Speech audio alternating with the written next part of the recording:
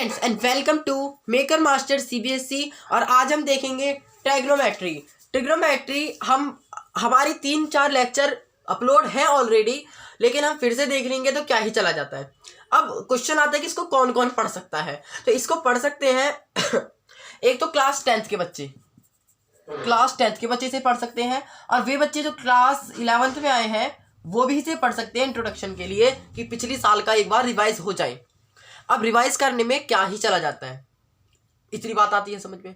चलिए अब आगे टॉपिक को स्टार्ट करते हैं। ट्रिग्नोमेट्री जो बच्चों को शुरुआत से समझने में बड़ी दिक्कत होती है, लेकिन मैं इस तरीके से समझाऊंगा कि आपको कुछ भी दिक्कत होने वाली नहीं है।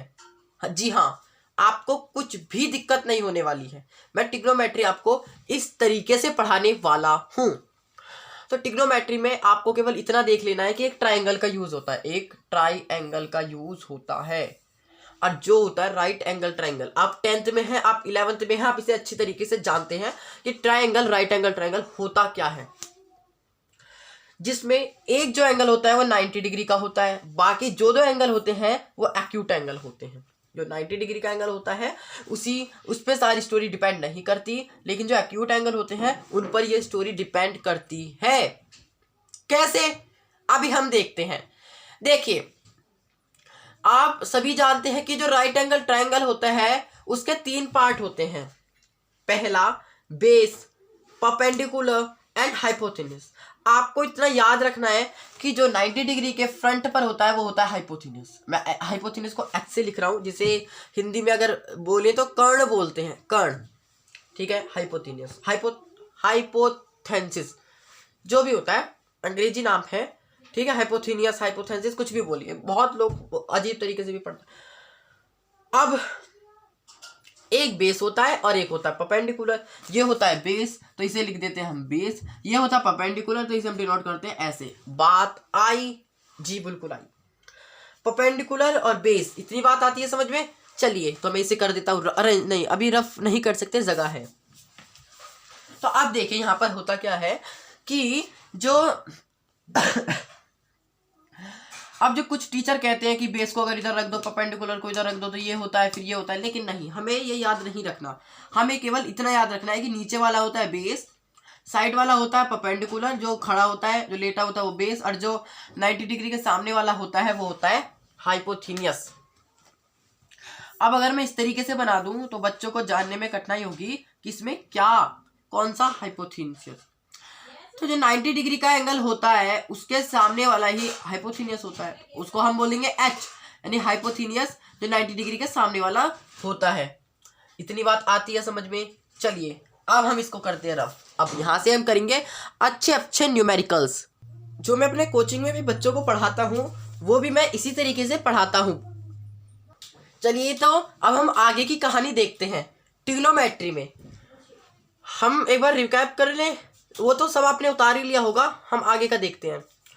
अब हमारे पास दिया हुआ है कि जो बेस है, जो बेस देखो, सबसे पहले एक ट्रायंगल बनाते हैं और उसमें हमारे पास दिया हुआ है कि जो बेस है वो है 4 और जो परपेंडिकुलर है वो 3, और हमें ये पता करना है। ऐसे क्वेश्चन घबराइए मत कि ये पाइथागोरस से हो जाएगा, हमें इसे करने का तरीका देखना होगा। बात आती है तो देखिए, हम सबसे पहले नेमिंग कर देते हैं ABC। देखिए जो आपका एक्सरसाइज 8.1 है उसमें ऐसा क्वेश्चन मिलेगा जिसमें पहले हमें क्या करना पड़ेगा, पाइथागोरस लगाकर हमें ये फाइंड करना पड़ेगा। लेकिन क्या हो कि अगर हम बिना पाइथागोरस लगाए इसे बिना पाइथागोरस लगा के करें, उसके लिए आपको सबसे पहले मेरी प्रीवियस वीडियो देखनी पड़ेगी, तभी आपको समझ में आएगा। देखिए बच्चे, ये वाला पॉइंट ए है, वहाँ तक कैमरे की रेंज नहीं है, ये वाला पॉइंट ए है, ठीक है। तो चलो पहले तो हम पाइथागोरस से ही करते हैं। पाइथागोरस कितना इजी है, आना चाहिए आपको। पाइथागोरस क्या है, AC बराबर √3² + 4²। इतने स्पीड में करते हैं हम। बेसिक बच्चा मेरी वीडियो ना देखे, जो एवरेज बच्चा है वो मेरी वीडियो ना देखे। तो √3² 9 + 16 √25 = 5, ठीक है। जो यूनिट होगी वहां पे यूनिट लगा देंगे। इतनी बात तो बच्चों को आनी ही चाहिए। अब हम आगे देखते हैं कि हम किस तरीके से बिना पाइथागोरस लगाए इसकी वैल्यू को 5 ला सकते हैं। बहुत अच्छा तरीका है जो ट्रिग्नोमेट्री में यूज़ होता है। तो चलिए उसको भी देखते हैं। तो कैसा तरीका है, तो आपने वो वीडियो ज़रूर देखी होंगी। तो देखो किस तरीके से करते हैं। अगर वीडियो देख ली है तो, अगर नहीं देखी तो जाकर देख लीजिए।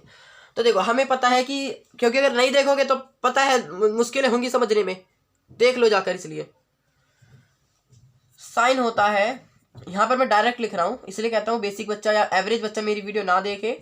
ए बी अपॉन ए सी बात आती है, है ना, परपेंडिकुलर अपॉन हाइपोथेनिस। फिर होता है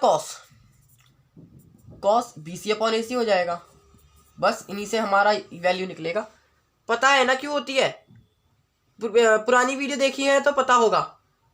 साइन क्या होता है, perpendicular upon hypotenuse, cos base upon hypotenuse. इतना तो बेसिक नॉलेज होती है, इससे हम निकालेंगे। अब हमें एक और फॉर्मूला यहीं पे देखना होगा, मैंने अपनी वीडियो में अभी तक पढ़ाया नहीं है, लेकिन यहाँ पर मैं बता देता हूँ। क्या होता है कि साइन का जो स्क्वायर होता है प्लस कॉस का स्क्वायर जो होता है वो बराबर 1। ईजी फॉर्मूला, बच्चे इसमें घबराते हैं। Sine square plus cos square is equals to 1। इतना आपको याद रख लेना है, हो जाएगा काम। Sine square plus cos square is equals to 1। 3-4 बार या 10 बार बोलो याद। अरे तो बड़ा आसान है, आगे तो माइनस में लगेंगे तो आप समझ नहीं पाओगे। तो केवल यही देखो, sine square plus cos square is equals to 1। अब लगा दो उसमें। मैं अपने कोचिंग के बच्चों को भी जो थर्ड साइड होती है राइट एंगल ट्राइंगल की, उसको मैं क्या होता है पाइथागोरस से नहीं यूज़ करवाता, मैं ट्रिग्नोमेट्री में यूज़ करवाता हूँ। 7th क्लास के बच्चे, 9th क्लास के बच्चे तक को ट्रिग्नोमेट्री आती है मेरे ट्यूशन में, ठीक है ना। अब देखिए साइन की वैल्यू रख दीजिए, A B upon A C. A B क्या है 3 अपॉन ए सी, ए सी नहीं पता, एक्स मान लेते हैं, इसका whole square plus cos, cos में बी सी क्या है 4 अपॉन ए सी, एक्स माना था, एक्स का होल स्क्वायर बराबर 1।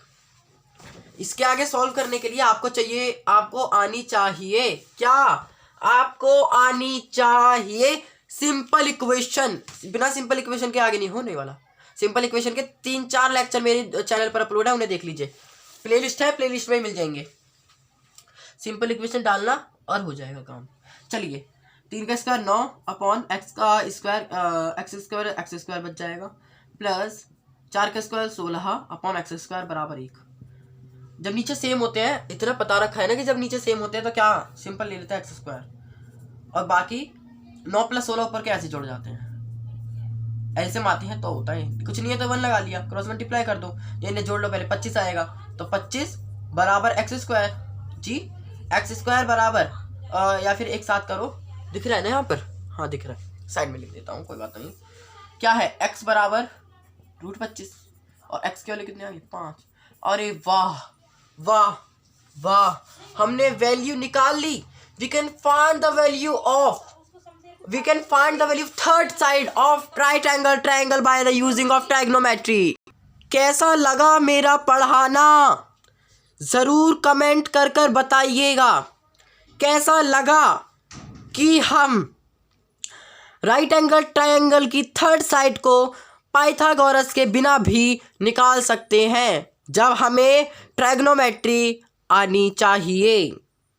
ट्रिग्नोमेट्री पाइथागोरस से इजी होती है ये, ठीक है। तो चलिए इसको स्टॉप करते हैं।